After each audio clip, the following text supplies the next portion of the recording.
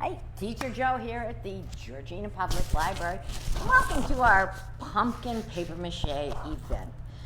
So, lots of people managed to sign up and get the little bags that we provided at the library, but don't worry about it if you didn't, because as we go through this, you're going to see that, hey, we got that stuff at our house. I can just do it without. And this is not just about teaching you how to make a pumpkin. This is the method you can use for all sorts of papier-mâché projects you want to have. It is super, super easy, super fun. So, what we're going to do first is start with the balloon in the bag, or get a balloon.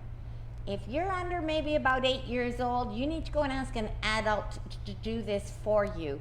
Balloons are not really toys, all right? So that's my Teacher Joe safety thing. So what I'm going to do is blow up the balloon as large as I want my pumpkin head to be.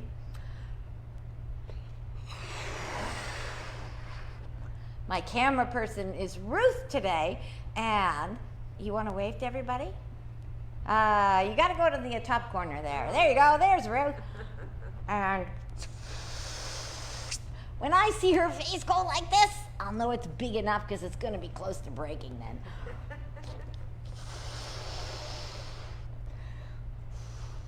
And just like pumpkins, balloons aren't all going to be the same shape. So what you need to do is have that knot tied in the bottom. And then, excuse me, that's Celeste. We don't need that yet. All right, then you're going to decide, what kind of face do I want my pumpkin to have? Do I want a friendly face, a scary face? So you get a marker, a Sharpie, or a felt, a Crayola marker. Don't use an ink pen or a pencil, because there goes your balloon. So make yourself a face on the balloon, because when we start doing our papier-mâché, you're not going to cover those spots where the balloons are.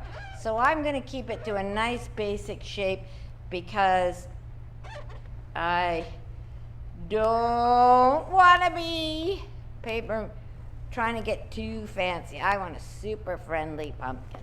So I've got my face on the pumpkin. All right. And then I'm going to put the pumpkin and the balloon into the cup. And this is going to be my base for it. Because once you get starting to papier-mâché, you don't want to papier-mâché the bottom.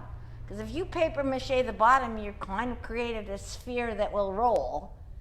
And most pumpkins have that kind of flat bottom. So we want to make sure our finished product doesn't roll off the table. All right.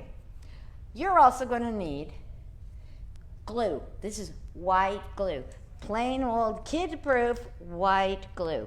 If you got a bag from us, it came in a little container like this, not mayonnaise, not for your fries or your snacks.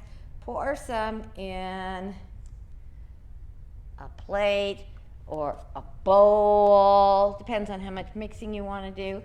And then you got some flour in a Ziploc bag. I'm going to get some flour here. I don't like to contaminate the flour with spoons, so I'm going to pour a bit of the flour in this bowl here. Okay? So then I can spoon out some flour. Now, Ruth, you see I kind of got a circle. Oh, what's that? About the size of a peach. Okay? And then we'll put some glue in. What you want to make is kind of a sticky,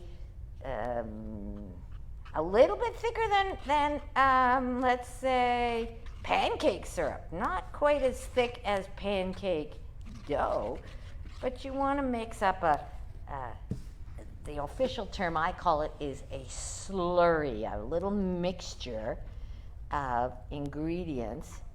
And so you see it's still a bit lumpy, and you can smooth it out with the back of a spoon. You can use a popsicle stick. If you really wanna, you can put your fingers in it and stir with your fingers. There's nothing in here that will cause any upset and illness. So it's all pretty much, it's kind of a little bit like the pancake dough. And there's no real right or wrong with it, and how much. Well, I would suggest you start with a small amount, and you might get started and go, Now, you get some newspaper. Newspapers are hard to come by right now, unless you get the one in at the bottom of the driveway or in your lobby or your apartment or something on Thursdays with the Georgina Advocate. You're like, where do I get newspaper? I'm using paper towels because I don't have any newspaper, and I've used paper towels before. The cool thing about paper towels is once you've used it, it makes it easier to paint because you don't have to use as much covers of paint. So I'm going to pretend this is in here, but I want to hold it up so I can show you what you want to do. You want to put the strips, especially around where you want the face, because this dries so super hard. It's impossible. Like, an adult with sawing stuff is going to have to cut the face for you if you let it dry. Okay, so I am just mashing down the strips. Now, if you don't like to get your fingers sticky, gloves will do. So I'm making the strips overlap, and it's a little bit juicy, that one, and I'll just mash it down. And sometimes if you think, I'm going to do this a lot faster than one strip at a time, you can put some glue, some of your mixture on, right straight up, go right on the pumpkin, on the balloon, and smooth down the edges. And you want to have about, I'm going to say, maybe about 3 layers. A layer is one on top of the other, on top of the other.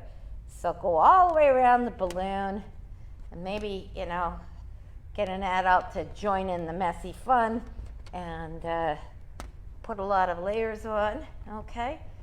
And once you put the layers on, and you put an extra little smoothing coat, because you want your painting to go nicely, you put a smoothing coat on, and remember not to do the bottom, okay? Not to do the bottom.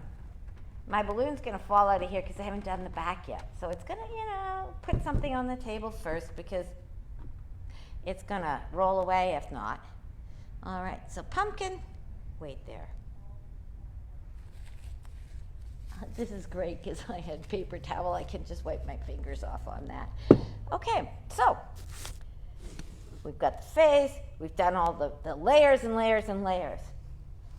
Dollar store paint. It's acrylic paint. It's the stuff that really doesn't wash out of your clothes. So, wear something old and make sure you protect the surfaces. The people who got kits probably got these little wee paint pot things, and you can use those, or you can just paint from your stuff. Now, my suggestion is, this is not just a Halloween pumpkin. Because Halloween is this is the 5th of October we're making this video. Halloween is 26 days away. But in about 5-6 days, it's Thanksgiving, so you can have a harvest decoration. And then Thanksgiving's over. You've got yourself a pumpkin.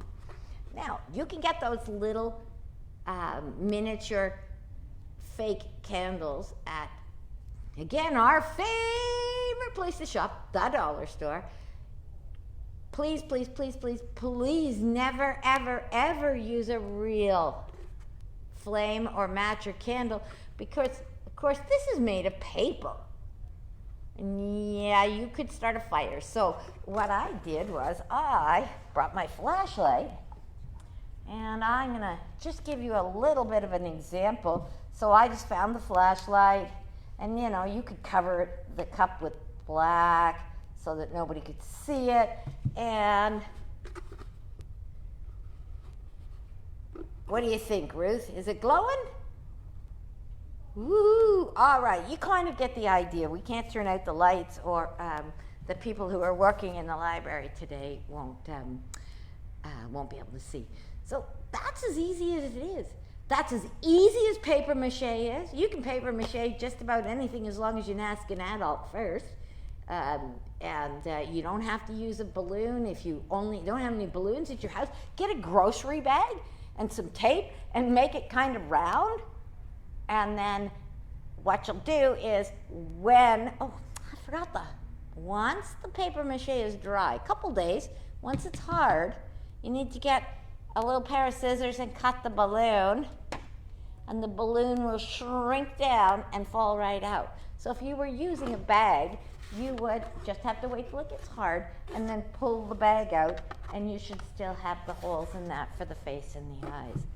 So thank you for joining us. We're here at the library, Georgina Public Library. You can get us by phoning us. If you want more activities and ideas for paper mache, we got tons of books. You can find things through our website, and we'd be happy to help you.